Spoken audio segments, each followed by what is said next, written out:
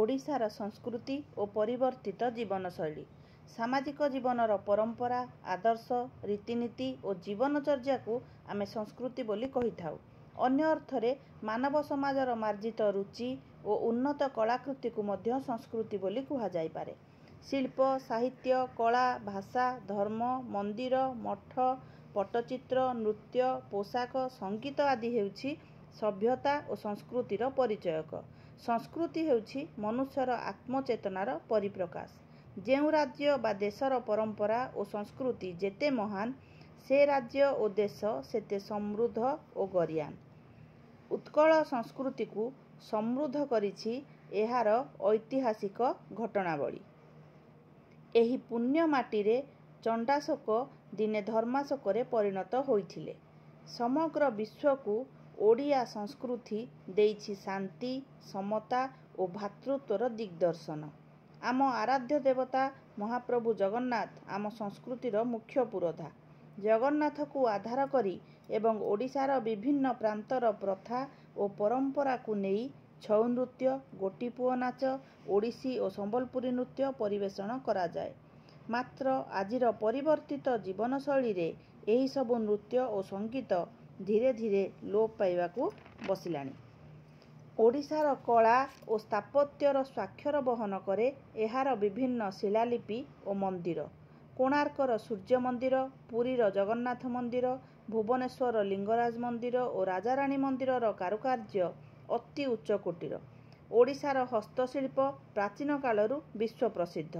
ସୁନାରୂପାର ତାରକସି କାମ, ପିତ୍ତଳର ସୂକ୍ଷ୍ମ କାରୁକାର୍ଯ୍ୟ, ଶିଙ୍ଗରୁ ତିଆରି ବିଭିନ୍ନ ପଦାର୍ଥ, କପଡ଼ାରୁ ତିଆରି ଚାନ୍ଦୁଆ, ପଟ୍ଟଚିତ୍ରକୁ ଦେଖିଲେ କିଏ ବା ଆଶ୍ଚର୍ଯ୍ୟ ନ ହେବ? ଓଡ଼ିଶାର ବସ୍ତ୍ରଶିଳ୍ପ ସମଗ୍ର ବିଶ୍ୱରେ ଆଦୃତ ଲାଭ କରିଛି। ସମ୍ବଲପୁର, ବ୍ରହ୍ମପୁର ଓ ନୂଆପାଟଣାର ହାତ ତିଆରି ବସ୍ତ୍ର ଓଡ଼ିଆ କାରିଗରୀ କୌଶଳର ସ୍ପଷ୍ଟ ପରିଚୟ। ସାମ୍ପ୍ରତିକ ସମୟରେ ସଂସ୍କୃତି ଓ ସଭ୍ୟତାର ଅନେକ ପରିବର୍ତ୍ତନ ହୋଇଛି। ବିଜ୍ଞାନ ଓ ପ୍ରଯୁକ୍ତିବିଦ୍ୟା ଜୀବନର ମାନକୁ ଉନ୍ନତ କରିଛି। ଏହି ପରିବର୍ତ୍ତିତ ଜୀବନଶୈଳୀ ଓଡ଼ିଶାର ମହାନ ସଂସ୍କୃତି ଓ ଲୋକକଳାକୁ ମଧ୍ୟ ପ୍ରଭାବିତ କରିଛି। ଆମ ରାଜ୍ୟ ଓଡ଼ିଶାକୁ ମନ୍ଦିରମାଳିନୀ ରାଜ୍ୟ ବୋଲି କୁହାଯାଏ। ଏହା ଏକ ମହାନ ଧାର୍ମିକ ଓ ସାଂସ୍କୃତିକ ସଭ୍ୟତାର ପେଣ୍ଠସ୍ଥଳ ଅଟେ। ଓଡ଼ିଆମାନେ 12 ମାସରେ 13 ପର୍ବ ପାଳନ କରନ୍ତି।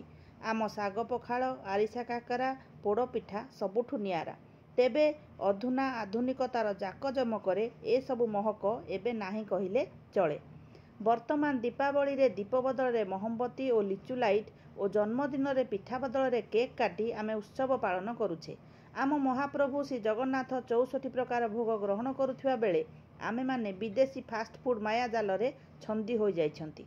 ଏସବୁ ସତ୍ତ୍ୱେ ଓଡ଼ିଆ ଜାତୀୟ ଜୀବନକୁ ପ୍ରାଣବନ୍ତ କରି ରଖିଛି ଏହାର ଭାଷା ଓ ସାହିତ୍ୟ। ଆମ ଓଡ଼ିଆ ଭାଷାକୁ ମିଳିଛି ଶାସ୍ତ୍ରୀୟ ମାନ୍ୟତା। ଆମ ଓଡ଼ିଆ ଭାଷାରେ ରଚିତ ମହାଭାରତ, ରାମାୟଣ, ଭାଗବତ ଇତ୍ୟାଦି ସାହିତ୍ୟର ସୃଷ୍ଟି ଆମ ସଂସ୍କୃତିକୁ କରିଛି ମହାନ। ଆଜିର ଏ ପରିବର୍ତ୍ତିତ ଜୀବନଶୈଳୀ ପ୍ରଭାବରେ ଓଡ଼ିଶାର ମହାନ ସଂସ୍କୃତି ଓ ପରମ୍ପରା ଯେପରି ପ୍ରଭାବିତ ନ ହୁଏ, ସେଥିପ୍ରତି ଆମ ସମସ୍ତଙ୍କୁ ଧ୍ୟାନ ଦେବାକୁ ପଡ଼ିବ। ଆମକୁ ମନେ ରଖିବାକୁ ହେବ ଯେ କେଉଁ କାଳରୁ ଅବସ୍ଥିତ ଆମ ମନ୍ଦିର ଓ ଧର୍ମସ୍ଥଳମାନଙ୍କ ପ୍ରତି ଆକୃଷ୍ଟ ହୋଇ ଓଡ଼ିଶାକୁ ଛୁଟି ଆସିଛନ୍ତି ହଜାର ହଜାର ପର୍ଯ୍ୟଟକ। ଆମ କଥନ ଶୈଳୀରେ ରହିଛି ଆମ ସଂସ୍କୃତିର ମହକ। ଏଣୁ ଆମ ସଂସ୍କୃତିକୁ ଆମେ ପରିତ୍ୟାଗ କରିବା ନାହିଁ, ବରଂ ଆଗାମୀ ଉତ୍ତରଦାୟାଦମାନଙ୍କୁ ଆମ ଲୋକକଳା, ପରମ୍ପରା, ସଂସ୍କୃତି ବିଷୟରେ ସଜାଗ ଓ ସଚେତନ କରାଇବା। ଜୟ ହିନ୍ଦ।